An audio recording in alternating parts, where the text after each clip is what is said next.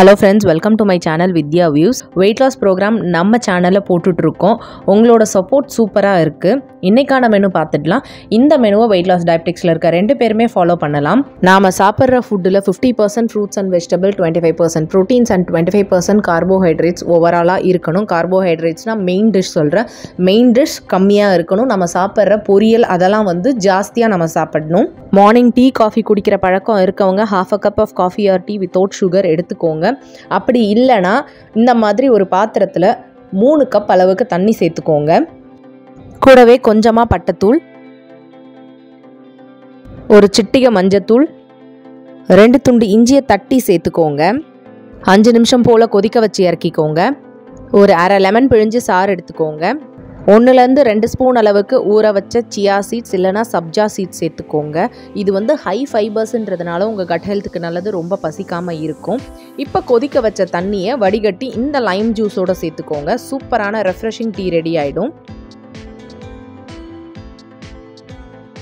பிரேக்ஃபாஸ்ட்டுக்கு இன்ஸ்டன்ட் கம்பு தோசை ரெடி பண்ணியிருந்தேன். ஏற்கனவே அரைச்சி வச்சுருந்த கம்பு மாவு 2 கரண்டி போல் எடுத்து கொஞ்சமாக தண்ணி சேர்த்து இந்த மாதிரி கலந்து வச்சுக்கிட்டேன். நீங்கள் வழக்கமாக இட்லி தோசை மாவு அரைப்பீங்க இல்லையா, அப்போ ஒரு கைப்பிடி அளவு உளுந்து அரைச்ச மாவை கொஞ்சம் எடுத்து இது ரெண்டையும் ஆட் பண்ணிக்கோங்க. கூடவே தேவையான அளவுக்கு உப்பு சேர்த்து நல்லா கலந்து விட்டு வெளியில் விட்டாவே மாவு புளிச்சு வந்துடும். இந்த மாதிரி தான் நான் இன்ஸ்டண்ட்டாக எனக்கு மட்டும் தேவைன்னா செஞ்சுப்பேன். ஸோ இந்த மாவு வச்சு ஒரே ஒரு கம்பு தோசை, ஒரு கப் நிறைய பொமோகிரானட் சட்னி, ப்ரோட்டீன்ஸ்க்கு 2-3 முந்திரி பருப்பு எடுத்திருக்கேன். மிட் மார்னிங் ஸ்நாக்குக்கு 1-2 ஸ்பூன் அளவுக்கு ஊற வச்ச சியா சீட்ஸும் சப்ஜா சீட்ஸும் ஆட் பண்ணிக்கிறேன்.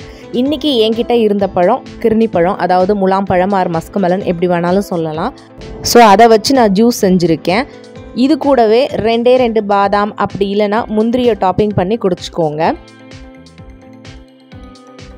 ஸோ மதியத்துக்குமே அதே கம்பை வச்சு நான் என்ன பண்ணிட்டேன், களி கிண்டிட்டேன். ஏன்னா ரைஸ் கருப்பு கவனி சிவப்பரிசி இந்த மாதிரி செய்யும்போது ரொம்ப நேரம் நம்ம வேக வச்சு எடுக்கணும். சிலிண்டர் ப்ராப்ளம் இருக்குது இல்லையா, சிலிண்டர் விற்கிற விலையில். அதனால் இந்த மாதிரி ஒரு 10 நிமிஷத்தில் களி எனக்கு ஈஸியாக இருக்குது.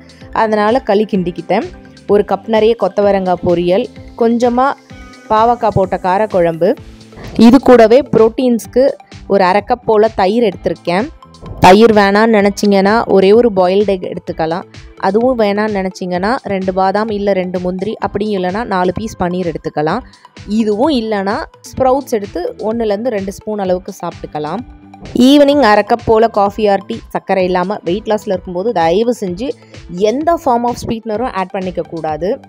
டின்னருக்கு கோதுமை தோசை, தக்காளி சட்னி, 2 பாதாம் எல்லாமே வச்சு சாப்பிட்டுக்கிட்டேன். உங்களுக்கு பசிக்குதுன்னு நினச்சிங்கன்னா 2 தோசை போல் எடுத்துக்கலாம். அதுக்கு மேலே சாப்பிடாதீங்க. இது கூடவே இன்னும் ஹெல்த்தியாக உங்களுக்கு வெயிட் லாஸ் பண்ணணும்னு நினச்சிங்கன்னா ஒரு தோசை மேலேயே டாப்பிங்க்கு ஆனியன், கேரட், கேபேஜ் இந்த மாதிரி ஏதாவது வெஜிடபிள்ஸ் ஆட் பண்ணி சாப்பிட்டிங்கன்னா இன்னும் எஃபெக்டிவாக இருக்கும்.